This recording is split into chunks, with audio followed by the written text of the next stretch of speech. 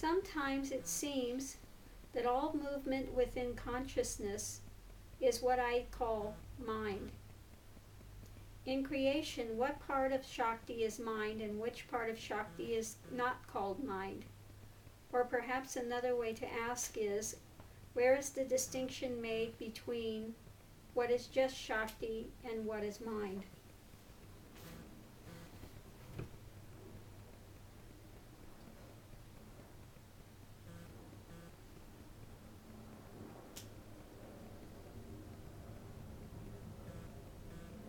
Shakti is motion. Mind is motion.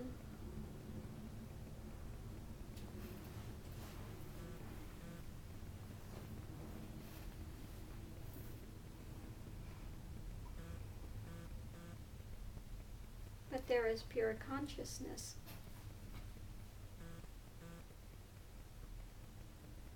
Which is simply that moving energy, but without running thought. Okay?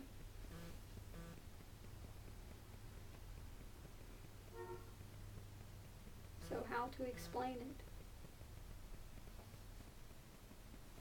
Sometimes all we can say is there is not an intellectual answer for every question. Again, one of the mysteries.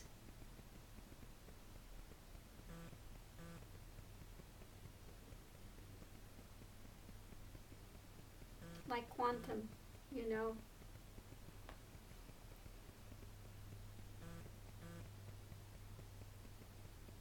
You can develop all these city powers through the power of mind and quantum, but it's not realization.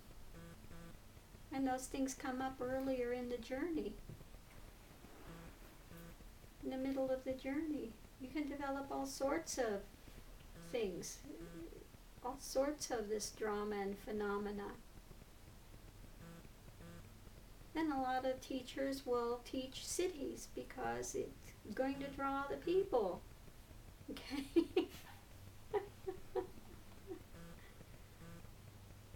But cities are no indication of great attainment.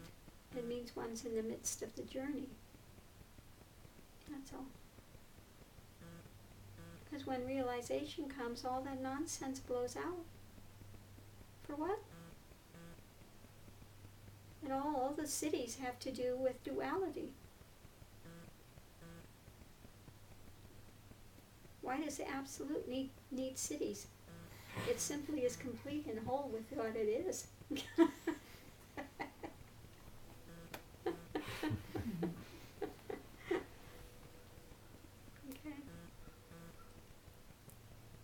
But yeah, in the midst of the path, the mind can latch onto something, and it can, again, like I said, create all sorts of phenomena, all sorts of cities, all sorts of powers, manifestations. It's just quantum. That's all. But we're talking about going beyond quantum. Beyond quantum. This is the path beyond quantum theory and all of that.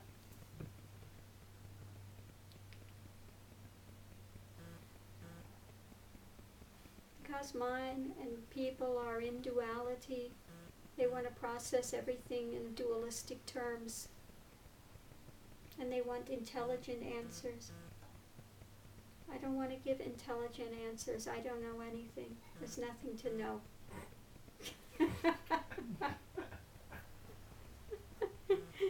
Gave that up years ago.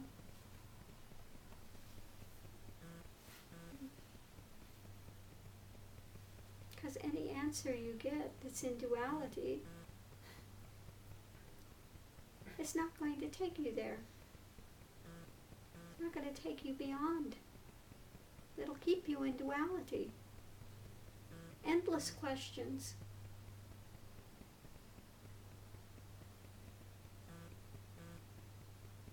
It'll keep your mind quiet for a couple seconds, then it'll come up with a whole batch of new questions. If I just find out the answer to this.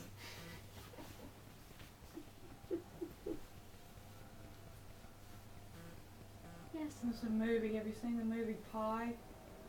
No. It's about a mathematician, and he's trying to figure out the sequence of pi, and the whole movie is just him going through these wacko scenarios trying to figure out this one number. And he goes to these different mathematicians, and you just have to see it. It's one of those kind of get you thinking, but at the end he finally just gives it all up, and you just see him sitting there looking at a tree and just enjoying the tree instead of trying to figure out, you know, its number pattern or whatever it is. It's really a neat movie. Yeah, I know somebody that was a maths scientist. And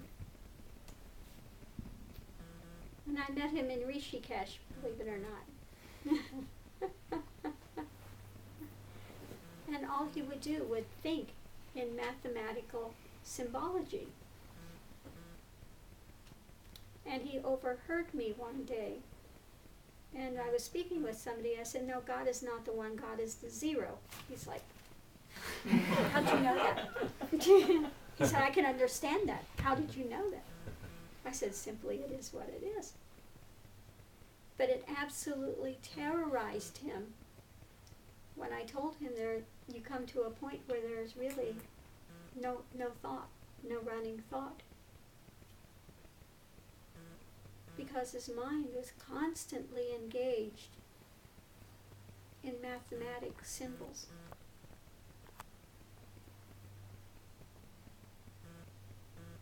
And he couldn't understand how I could get to that God is the zero without having a mind filled with calculations.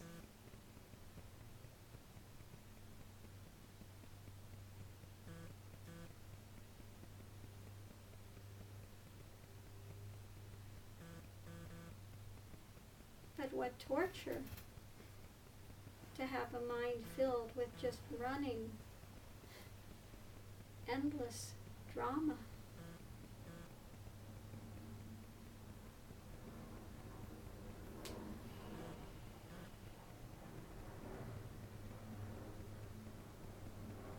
Thank God there's very little memory anymore of those types of times. But at one time in my life I was very embroiled in all of that mental drama, and it was torture. After realization, maybe a stray thought will come here and there, on occasion. Not often. Like a passing cloud, that's all.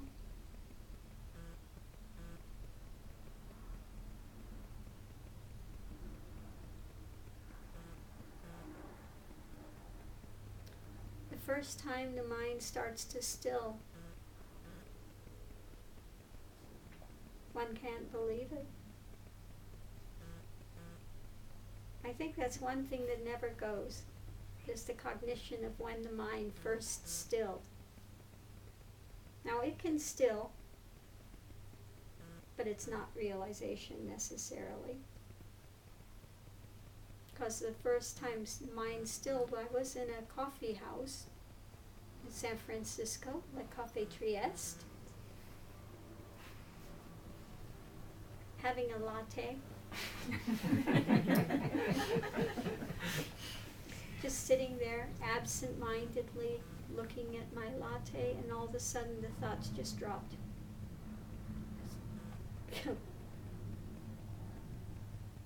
And so that was the first moment of really entering full witness state. And full witness state.